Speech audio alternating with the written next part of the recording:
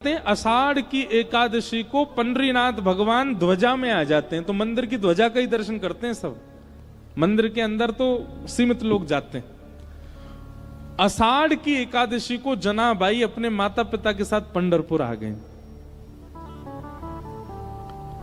और उस भरे भीड़ में जनाबाई खो गई।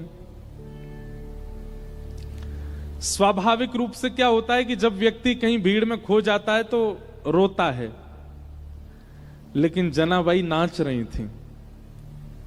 क्यों? जनाबाई नाच रही थी, आनंदित हो रही थी। बोले अच्छा हुआ, अब मैं इन संतों के पास ही रहूंगी, इन भक्तों के पास ही रहूंगी, पंढरपुर में ही रहूंगी, विट्ठल के पास ही रहूंगी। ऐसी जनाबाई। माता पिता बिछुड़ गए, जनाबाई दूर हो गई, छोटी सी थी। चंद्रभागा नदी है पंढरपुर में, वहां जाकर के जनाबाई बैठ गई। प्रयास किया पंडरीनाथ भगवान का दर्शन हो जाए, पर इतनी भीड़ कि 4 दिन तक जनाबाई को ठाकुर जी के दर्शन नहीं हुए।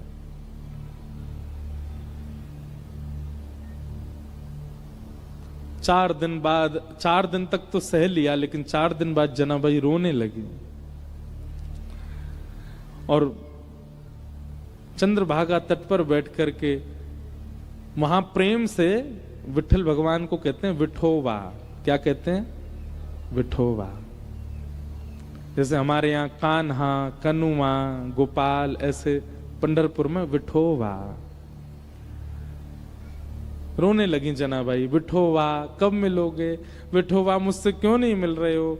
विठोबा देखो मैंने सब तो छोड़ दिया आपके लिए, आप क्यों नहीं आ रहे मेरे पास?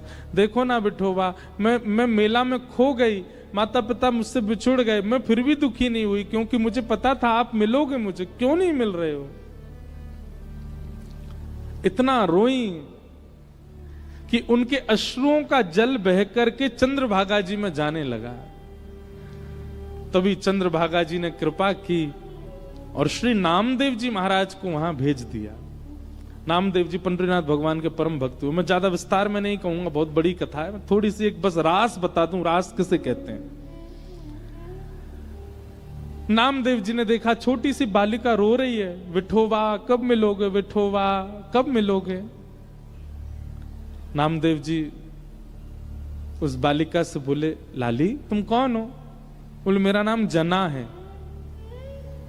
तुम्हारे माता पिता कहां हैं? बोले वो तो खो गए, मिले नहीं।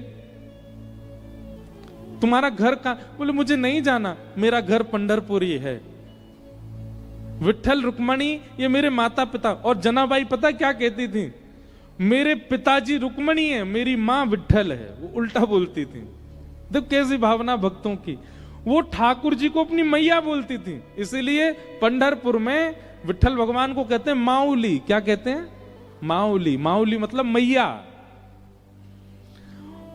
जनाबाई कहती रुक्मणी मेरी पिता हैं और विट्ठल मेरी मैया है। उनका ये भाव सुनकर के नामदेव जी के नेत्र सजल हो गए। कितनी सुंदर भावना। और छोटी सी जनाबाई का हाथ पकड़ करके नामदेव जी, चलो मेरे घर रहना, तुम वहीं चलो। और अपने घर ले आए। नामदेव जी के यहां नियम था, रोज शाम को कीर्तन होता था और उस कीर्तन में अनेक वैष्णव आते थे, चारों तरफ घेर के बैठते। बीच में नामदेव जी बैठ के गाते, मृदंग बजती, कांसे बजते, बढ़िया लोग उछल उछल करके नृत्य करते। लेकिन बहुत ध्यान से सुनिएगा, सबको कीर्तन दिख रहा था, सबको नृत्य दिख रहा था, सबको नामदेव जी गाते हुए दिख रहे थे, लेकिन दूर बैठी जनाबाई देख रही थी। तभी उसने क्या देखा? सुंदर पीतांबरी पहने, मत्स्याकृत कुंडल धारण किए, सुंदर मुकुट धारण है, कमल जैसे नेत्र हैं और अपने कमर पर हाथ धर करके नाचते हुए, नृत्य करते हुए श्री पंडरीनाथ आ रहे हैं। और बीच कीर्तन में उछल उछल करके पंडरीनाथ नृत्य कर रहे हैं। जनाबाई ने जैसे पंडरीनाथ को देखा, दौड़ करके भीड़ के बीच में गई। ठाकुर जी उछल उछल के नाच रहे थे। जनाबाई सबको कहती, अरे देखो विट्ठल नाच रहे हैं, देखो विठोबा नाच रहे हैं। अब छोटी बच्ची जान के सब बोले हाँ नाच रहे हैं, नाच रहे हैं। पर दिख किसको नहीं रहे थे। खूब रोए और खूब ताली बजाए। ठाकुर जी ज्यों ज्यों उछल के नाचे, जनाबाई ताली बजाए। कीर्तन विश्राम हुआ, ठाकुर जी चले गए। रात भर सोई नहीं, कुछ खाया नहीं, सोचती रही कैसे नाच रहे थे, कैसे आनंद कर रहे थे। दूसरे दिन फिर कीर्तन हुआ, फिर कीर्तन में ठाकुर जी आए, फिर नाचे। जनाबाई को फिर दिखे, जनाबाई फिर चिल्लावे, दूर हट जाओ, देखो ठाकुर जी नाच रहे हैं। 4 दिन 5 दिन रोज ठाकुर जी जनाबाई को दिखे। नामदेव जी जनाबाई से बोले, हे जना, तू मंदिर क्यों नहीं जाती दर्शन करने? तो जनाबाई कहती, मैं क्यों जाऊं, वो जाते हैं मंदिर, जिनको ठाकुर जी मंदिर में दिखते हैं, मुझे तो यहीं दिख जाते हैं। आप जब कीर्तन करते हो वो यहीं आते हैं, मैं तो यहीं देख लेती हूं उनको, मैं क्यों जाऊं मंदिर? नामदेव जी बोले, इस बालिका में कुछ तो है, इसको सच में दिखते हैं पंडरीनाथ। एकादशी का दिन आया। एकादशी को लाखों की तादाद में लोग जाते हैं वहां दर्शन करने। आज सुबह से इतनी भीड़ थी, जना बार बार सोच रही है, आज पंडरीनाथ पता नहीं आएंगे कि नहीं, आज इतनी भीड़ है, आज पता नहीं कीर्तन में आएंगे कि नहीं, इतने वैष्णव आए हैं, हो सकता है नहीं आवे। बहुत व्याकुल थी, घबराहट हो रही थी जना को। जैसे ही कीर्तन प्रारंभ किया नामदेव जी ने, बहुत देर हो गई ठाकुर जी नहीं आए। जना बोली, मुझे पता था आज नहीं आएंगे, बहुत भीड़ होगी। आज पहली बार जना ने मन बनाया, मैं मंदिर में जाके दर्शन कर आऊं, वो नहीं आ पाए तो मैं चली जाऊं। और जैसे ही जना अपने स्थान से खड़ी हुई, तभी क्या देखती है, कस्तूरी की सुगंधी आने लगी। जना ने नेत्र खोल के घुमा के देखा तो ठाकुर जी उछलते उछलते आ रहे थे, नृत्य करते हुए आ गए कीर्तन में और फिर से नृत्य करने लगे। जना इतनी प्रसन्न हो गई, मेरे लिए ठाकुर जी आ गए। लेकिन पहले जितना रो रही थी उससे अधिक रोने लगी। क्यों? बोले, आज एकादशी है, सुबेरे के भोर के 4 बजे ब्रह्म मुहूर्त से पंडरीनाथ खड़े रहे होंगे, इतने लोगों ने इनको प्रणाम किया होगा, ये बैठे भी नहीं होंगे। एकादशी के दिन ठाकुर जी का एक क्षण के लिए भी कपाट बंद नहीं होता, इतने भीड़ होती है कि खड़े ही रहते हैं ठाकुर जी दर्शन देने के लिए। जना बोली, आज ये इतने श्रमित हैं और श्रमित होने के बाद इतनी जोर जोर से यहां नाच रहे हैं, इनके पैरों में पीड़ा हो रही होगी। तो जनाबाई क्या करती, नामदेव जी धीमे कर दो गति कीर्तन की, क्यों आप जोर से गाओगे ठाकुर जी बहुत जोर से उछलते हैं, फिर आप गति धीमी कर दो, आप गति शांत कर दो। अब उनकी कौन सुने, वो तो छोटी बालिका। और तेज होने लगा, और तेज। जनाबाई तो बिखर गई, अरे धीमे करो कीर्तन, पंडरीनाथ को कष्ट हो रहा होगा।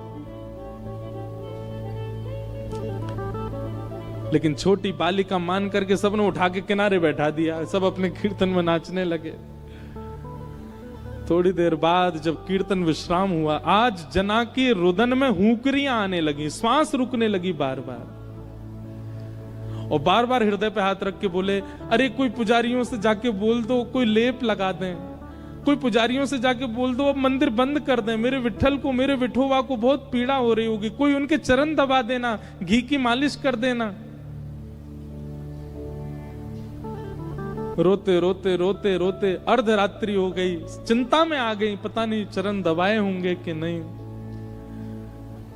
जनाबाई की इस विरह वेदना को ठाकुर जी सह नहीं पाए, और इतने में ही अर्धरात्रि में नामदेव जी के घर के आंगन में जहां जनाबाई बैठ के रो रही थी, ठाकुर जी प्रकट हो गए साक्षात। और प्रकट होकर के यही पंडरीनाथ, यही विठल भगवान जनाबाई के सामने खड़े हुए, और खड़े होकर तुरंत बैठ गए, अपने दोनों पैर जनाबाई की गोद में दे दिए, ले रोए मत, दबा ले मेरे पैर, इतना रो रही है सुबह से। जनाबाई, रुको मैं घी वो भी लेके आया हूं, ले घी लगा पामन में, इत्र लेके वो भी लेके आया हूं अपने संग, अपने आप ही व्यवस्था लेके आए सारी। ठाकुर जी बोले, अब पाम दबा मेरे, और जनाबाई घी लगा रही है, उस पर इत्र लगा रही है, ठाकुर जी के कोमल कोमल चरणों को अपने हाथों से दबा रही है। लक्ष्मी जी कह रही है, जो सौभाग्य मुझको नहीं है वो इस जना को प्राप्त हो रहा है। इसे कहते हैं रास। क्या कहते हैं? रास। ये रास है। रस और रास में ये अंतर है। जनाबाई बोली, छोटी बच्ची है, उसको वेद स्तुति तो आती नहीं। आपने कुछ खाया? ठाकुर, कल क्या खाया था आपने? ठाकुर जी बोले, दाल चावल खाए, पूरन पोली खाई। अच्छा, परसों क्या खाया था? ठाकुर जी बोले, दाल चावल खाए, पूरन पोली खाई। बोले, रोज एक ही खाते हो आप? ठाकुर जी बोले, मंदिरों में यही है, एक ही नियम है, वही बनता है, हर रोज वही पाते हैं हम, उसके अलावा। बोले, आपका मन नहीं भरता इससे? बोले, भर जाता है, पर क्या करें, ठीक है, जैसे सब पवाएं, बढ़िया। तो जनाबाई बोली, आपकी आज्ञा हो तो मैं बनाऊं कुछ अलग, कुछ नया, आपको पवाऊं? ठाकुर जी बोले, अर्धरात्रि को? बोले, हाँ मैं बना दूंगी, मुझे अच्छा बनाना आता है। अब सोचो, ये चिंतन की बात है, आधी रात है, सब सो रहे हैं नामदेव जी के घर में, और चूल्हा उठा करके जनाबाई बीच में रख रही है, लकड़ी उठा के ठाकुर जी ला रहे हैं जलाने के लिए। ठाकुर जी लकड़ी लगा रहे हैं, जनाबाई कह रही है फूंकनी से फूंक मारो तो बढ़ेगी वो। ठाकुर जी फूंक मार रहे हैं। मां पतीला रखा है, बिठोवा लेके आओ, तो ठाकुर जी लेके आए, जनाबाई धो रही है, दोनों मिलकर के प्रसादी बना रहे हैं। जनाबाई बैठ गई, छोटे छोटे हाथों से छोटी छोटी रोटी बना रही है, रोटी बना के रखती है।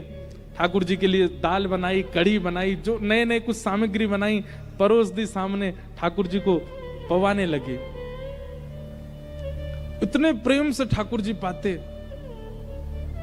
और जगह तो मना करते हैं, नहीं नहीं बस बस हो गया, ए जना तू थक तो नहीं गई? नहीं थकी, एक और बना दे, हाँ पवा दे।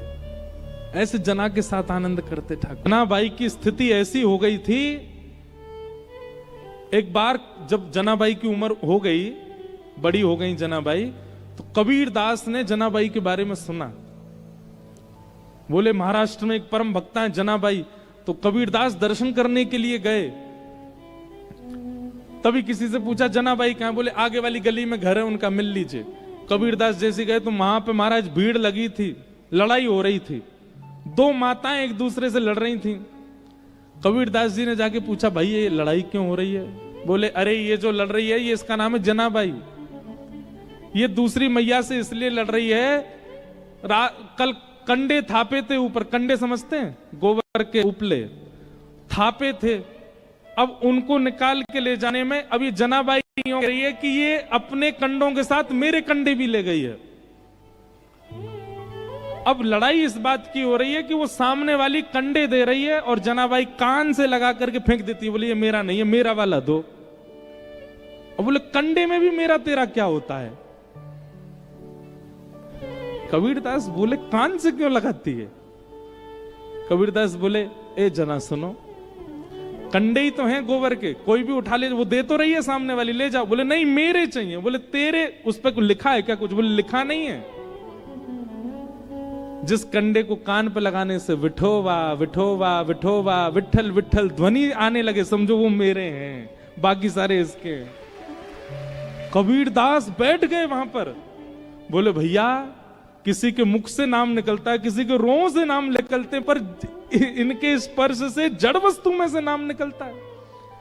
कबीरदास स्वयं बीनने लगे, कंडा उठा, नहीं नहीं ये जना का नहीं है, फेंको।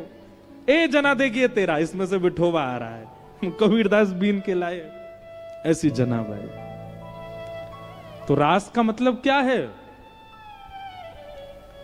आपकी प्रेम लक्षणा भक्ति से प्रसन्न होकर के ठाकुर जी आपके लिए सहज हो जाएं, वो रास है।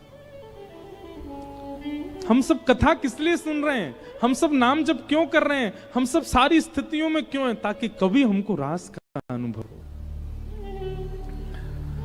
भगवान ने सब गोपियों को आश्वासन दिया कि हम शरद पूर्णिमा की रात्रि पर आपके साथ रास करेंगे। आज शरद पूर्णिमा की रात्रि प्रकट हुई, सब गोपियां विचलित हो गईं। आज तो ठाकुर जी ने हमको बुलाया था। तभी ठाकुर जी ने अधर पर वेणु रख करके जैसे ही रव करना प्रारंभ किया, वो ध्वनि गोपियों के कानों में स्वर के रूप में नहीं जा रही है, शब्द के रूप में जा रही है। चल गोपी जल्दी कर, कन्हैया तेरी बात निहार रहे हैं। बंधुओं, ये गोपियां कौन हैं? ये कोई स्त्रियां नहीं है, ये युगों से कृष्ण प्राप्ति के लिए भजन कर रहे सब ऋषि महर्षि हैं। द्वापर में राम जी की इच्छा से गोपी बन के आए हैं। अब वो इच्छा क्रम बड़ा, ये सब गोपी बन के आए। ये सब गोपियां युगों युगों से तपस्या कर रही हैं ठाकुर जी की प्राप्ति के लिए। आज ये सब गोपियां जैसे ही वेणु रव सुनती हैं, दौड़ी हैं अपने घरों से ठाकुर जी से मिलन के लिए।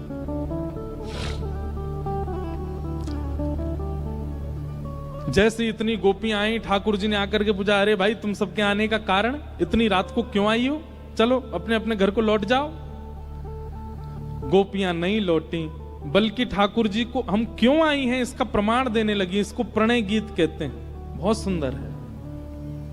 उन्होंने प्रणय गीत गाया।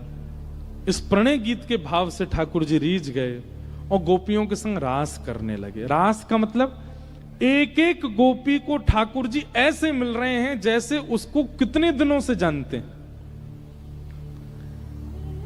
उसके सामने जाती गले में गलवैयां डालते हैं और ठाकुर जी कहते, कहा लाइए मेरे काजे। और वो गोपी विश्वास नहीं कर पाती है कि ठाकुर जी उसके गले में गलवैयां डाल करके उससे पूछ रहे हैं। अब वो गोपी अपने घर की सामग्री देती है, बोले अरे तू तो बहुत बढ़िया बना के लाई है। फिर दूसरी गोपी के पास जाते हैं, अरे गोपी चल मेरे संग नृत्य कर ले, उसके संग नाचने लगते हैं। फिर तीसरी गोपी के पास जाते हैं, अरे तो इतने पसीना काहे को आ रहे हैं, अपने ही पटका से पहुंच देते हैं। मतलब लेकिन बिना गुरु निर्देश के ठाकुर जी मिल गए, बिना गुरु आज्ञा के ठाकुर जी मिल गए, बिना गुरु कृपा के ठाकुर जी मिल गए। इसलिए वह हुआ जो नहीं होना चाहिए था। इतनी सहजता ठाकुर जी की हुई कि गोपियों के चित्त में मान आ गया। और जैसे ही गोपियों के चित्त में मान आया कि हम तो बड़ी सुंदर हैं, ये हमारे रूप पे मोहित हो गए, ठाकुर जी उन सब गोपियों के बीच से अंतर्ध्यान हो गए। और जैसे ही ठाकुर जी अंतर्ध्यान हुए, सब गोपियां विचलित हो गईं, व्याकुल हो गईं।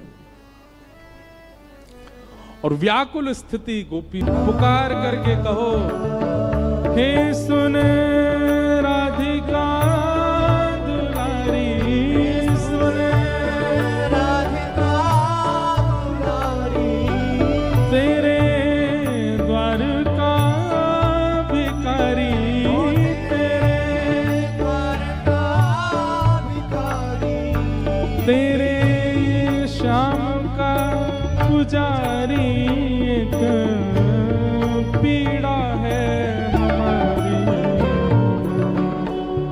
श्याम ना मिला हमें, श्याम ना मिला हमें, श्याम ना मिला हमें, श्याम ना मिला हो हमें, श्याम ना मिला हमें, श्याम ना मिला हमें, श्याम ना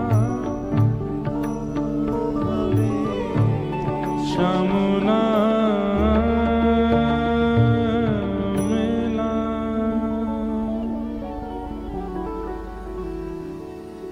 सब गोपियों ने किशोरी जी के चरणों में प्रार्थना करते हुए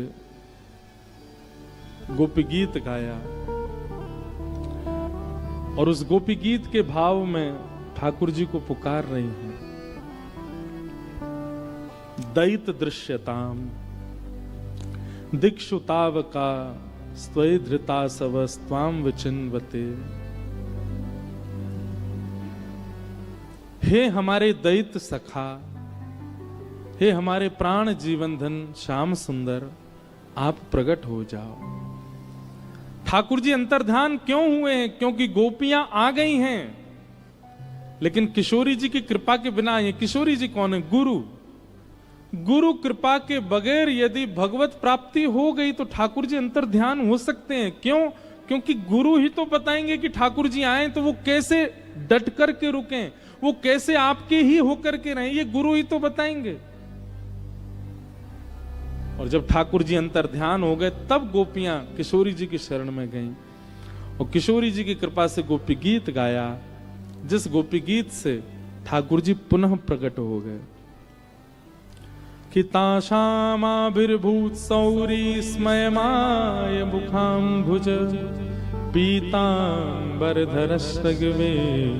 साक्षान् मन्मथ मन्मथ।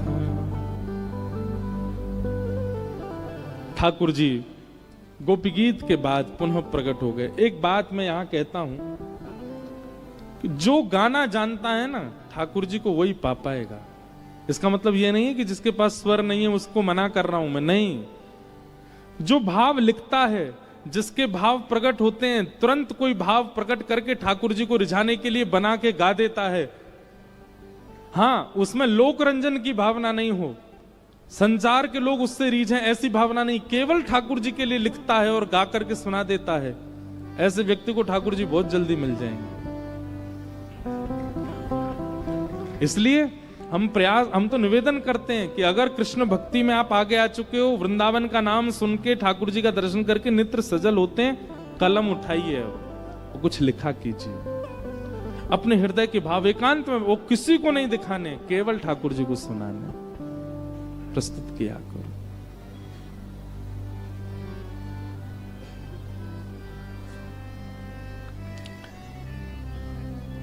गोपियों के बीच ठाकुर जी प्रकट हो गए और अब की बार भगवान प्रकट जैसे हुए, गोपियों ने हाथ पांव सब पकड़ लिए, बोले अब नहीं जाने देंगे। भगवान बोले हम नहीं जा रहे, आप सबको मान हुआ था इसलिए गए थे, अब आप मान रहित हो गई हैं, अब हम आपके संगी रहेंगे और हम एक कृष्ण अनेक गोपी नहीं रहेंगे, अब हम अनेक रूप धारण कर लेंगे। जितनी गोपी उतने ठाकुर जी ने रूप धारण कर लिए और वृंदावन में अब रास नहीं, अब महारास हो रहा था। एक एक गोपी के लिए ठाकुर जी प्रकट हो गए, महारास हुआ। देवादिदेव शंकर भी आए, ब्रह्मा भी आए, चंद्र भी आए, सूर्य भी आए, सब आए। और पूरे वृंदावन में यमुना के तट पर रास बिहार हुआ। चंद्र किरण सा श्याम सलोना, दो आंखें कजरारी। चंद्र एक पंक्ति गाएंगे बस। श्याम सलोना, रास बिहार हो रहा है, महारास बिहार। ओ चंद्र किरण सा श्याम सलोना, दो आंखें कजरारी। चंद्र किरण सा श्याम सलोना, दो आंखें कजरारी। ओ ठुमक ठुमक नाचे गोपियन के संग, जग का पालन हारी। ठुमक नाचे गोपियन के संग, जग का पालन हारी। रास बिहारी संग राधा सुकुमारी। रास बिहारी संग राधा सुकुमारी। रास बिहारी संग राधा सुकुमारी। रास बिहारी संग राधा सुकुमारी। ओ ब्रज में विराज रे, श्याम संग राधा नाचे रे। श्याम संग राधा नाचे। ओ श्याम संग राधा नाचे। ओ श्याम संग राधा नाचे। राधा नाचे, कृष्ण नाचे, नाचे गोपी जन। राधा नाचे, कृष्ण नाचे, नाचे गोपी जन। क्योंकि मन मेरा बन गया सखीरी, पावन वृंदावन मेरा बन गया सखीरी, पावन वृंदावन। मन मेरा बन गया सखीरी, पावन वृंदावन। मन मेरा बन गया सखीरी, पावन वृंदावन। मन मेरा बन गया सखीरी, पावन वृंदावन। मन मेरा बन गया सखीरी, पावन वृंदावन। ओ मन मेरा बन गया सखीरी, गिरी पावन बोलो रास राशेश्वर भगवान की।